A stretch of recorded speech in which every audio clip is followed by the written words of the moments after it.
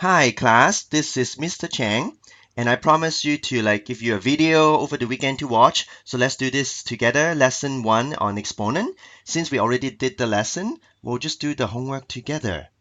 So let's see, this is lesson 1, and we learned the exponent law.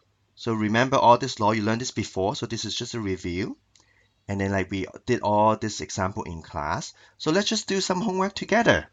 So you know that it's not only you doing the homework, your classmates doing your homework, and Mr. Chang is also doing the homework. And this time I will choose purple. All right, so what do we do? Let's do all the odd numbers. And I think they are pretty simple because you learned this before. So we can just do this as an example just to warm up. All right, so state the base and exponent. So this is the exponent, this is the base, and then the whole thing is power. So the one you need to know is this. The base will be negative x because you have it in bracket. However, for example, for this one, if I ask you what's the base is only z or z. The negative 6 is the coefficient. So those are some terminology. All right, now question number 3. How do we write that as repeated multiplication? C, the square apply to both A, B. So A, B, B. Same here. 3 apply to everything in the bracket. Negative 5. Negative 5 times negative 5 times negative 5. However, for example, this one, the square only applies to C and D. It doesn't apply to 3. So there's only one C. All right. And 2C, 2D. However, J, you have 2, 3, 2C, and 2D. So math, like this part is just training you how to read them carefully. Math is there's a lot of symbol.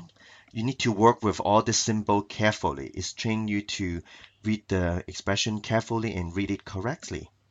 All right, let's do number 5. I like this one. All right, they look very similar, but the answer will be different. For square, you only square the 10, the negative on the outside, so it's negative 100. However, here you square negative 10, including the negative. So when you square negative, become positive. So the answer for this one is positive 100. Okay, so look at the difference between A and B. This is the point of this question. Every question have a reason, and then you need to ask yourself, why am I doing this? And then this is what they try to teach you, how to deal with the negative. However, with the cube root, the situation is different. Even though these two expressions, the meaning is different, the answer is the same. Here, you cube 10 only, which gives you 1,000, and then there's only one negative in front of that. This one, the meaning is different. You actually have 3 negative. You multiply negative 10 3 times because the cube including the negative sign. However, when you multiply negative 3 times, you still get negative. It's like switching an on-off sign. You negative, switch negative again, become positive, but you switch it to negative again. So even though the expression is different, you get the same answer when you're working with odd exponent. All right, let's try the next question. We'll do number 7. Anything to power of 0 is just 1. And here, this is just 1. This one, only this part is 1. You still have the negative there, so it's negative 1. Because the 0 only applied to 1. However, if 0 applied to the whole thing, is just 1. Here, this part is 1, so 1 times half is half. Finally, this whole thing is 1 times half is half. So see, very easy. Number 9. Explain using factors why these two are not the same. We know when you multiply this together, you add the exponent. So this should give you a 5. However, power on power, you should multiply the exponent, will give you 6. So they're not equal. To show why, let's multiply this together. This is x squared, all right? X cubed. This gives you how many x here? This total 5x. This gives you 5x on this side. However, on the other side, you have x squared, but then you cube it, which means you write this one 3 times. So how many x are there? There are 6 of them. So 5x, x5, x6, of course, they don't equal to each other. All right, let's try question 17. These are exponent law, and I'll just do a few, right? They are very fun to do because you just apply exponent law. Multiply two powers together, you add the exponent. You divide two powers together, you subtract the exponent.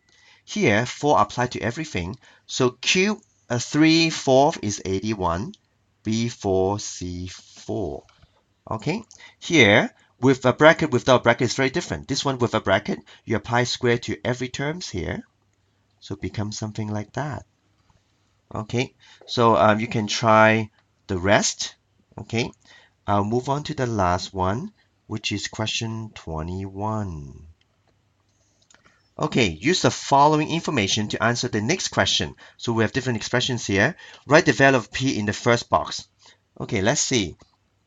2/3 to a power. So power on power, it multiplies. 3 times what number give you 12? The answer is 4. So let's write a 4 here. Second one, what is q? Okay, if you have a quotient, you minus. Okay, you minus exponent. 10 minus q give you a 2. So the answer is 8. Next one, 2 to the power of r times 2 to the power of r. So you add the exponent. R plus r equal to 16. So 8 plus 8 equal to 16. Finally, the answer is equal to 1. We know 3 to the power of 0 give equal to 1. So if I have a 0 here, that's equal to 1. 1 squared is still 1. So the answer is 0. Thanks for watching and do all the odd numbers. Have a good weekend. And remember, math is awesome.